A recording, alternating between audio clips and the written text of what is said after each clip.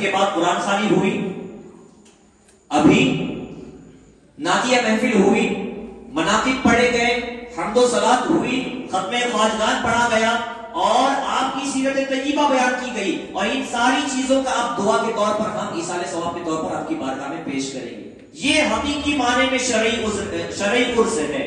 اس سے ہٹ کر جو بھی خرافات پر مشتمل عرس ہوگا وہ اولیاء کا عرس نہیں ہوگا، وہ ہماری طبیعت کا عرس ہوگا، ہماری نفسانی خواہشات کا عرس ہوگا.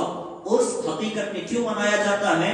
کیونکہ عرس میں بنیادی کانسیپٹ یہ ہوتا ہے کہ جس کا عرس منایا جاتا ہے اس تاریخ میں ان کا وصال ہوا جاتا ہے. جس تاریخ میں بزرگ کا وصال ہوتا ہے اس تاریخ پر عرس منایا جاتا ہے. ہمارے گھر میں اگر کسی کا وصال ہوا ہم برسی منائیں گے، مہینے کی فاتحہ کریں گے، 40واں کریں گے، 7ویں کی فاتحہ کریں گے. ان تمام فاتحہ خوانی میں ایصال ثواب کی محفل ہوگی، ان کی جانب سے کار خیر کو انجام دیا جائے گا. یہی ایصال ثواب کی محفل ہے اور اسی کو عرس کہا جاتا ہے اگر اللہ کے اولیاء کاملین کے لیے ایصال ثواب کیا جائے تو. لیکن آپ بتائیں اگر ہمارے گھر میں کسی کا انتقال ہوا ہے، 7ویں کی محفل ہے، 40ویں کی فاتحہ ہے، مہینے کی فاتحہ ہے، چلے برسی آ گئی، کسی کے گھر میں کسی کا انتقال ہوا تھا، 1 سال گزر گیا، ویسے ہی عرس منایا جاتا ہے ہر سال آنے پر. اب ہمارے گھر میں کسی کا انتقال ہوا تھا، 1 سال گزر جانے کے بعد جب وہ فاتحہ آئے گی تو ہم فاتحہ کے وقت کیا کریں گے؟ خرافات نہیں کریں گے. میں کیا کہنا چاہتا ہوں آپ اچھے سے سمجھتے ہیں. ہم کیا کریں گے؟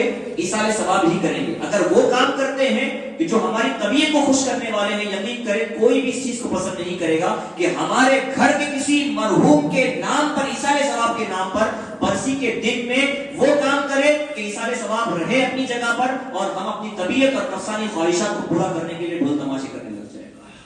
یہ عرس کا حقیقی مزاج نہیں ہے، یہ عرس کا حقیقی تصور نہیں ہے. اگر ہم اپنے گھر میں اپنا گھر کا ایک عام سفر جس کے حقیقت میں اللہ کے بارگاہ میں مقرب ہونے نہ ہونے کے حوالے سے بھی ہم کو نہیں معلوم ہے، ہمارے گھر کا وہ فرد جس کے نمازوں کے ٹھکانے نہیں ہوتے، ہمارے گھر کا وہ فرد کہ جو اسلام کے احکام کی خلاف ورزی کرتا ہے، جب وہ دنیا سے رخصت کر جاتا ہے تو اس کے برسی میں اگر ہم یہ کام نہیں کرتے تو اللہ کے اولیاء کاملین جو ہیں ان کے بھی وصال ہی کا دراصل دن ہوتا ہے. ان کے وصال کے موقع پر چونکہ ان کی بارگاہ میں ایصال ثواب کے طور پر نیاز وغیرہ کرنی چاہیے، یہ کام ہم کیسے کر سکتے ہیں؟ اس چیز کو ہمیں سمجھنا ہوگا. امید کرتا ہوں کہ اس چیز کو سمجھ کر ہمارے علاقے میں جو عرس آئے گا اس میں آپ ایصال ثواب کی محافل کثرت کے ساتھ سجائیں گے، شریعت کے مطابق جتنے بھی معاملات ہیں اس کو طے کریں گے. اللہ رب العزت کی بارگاہ میں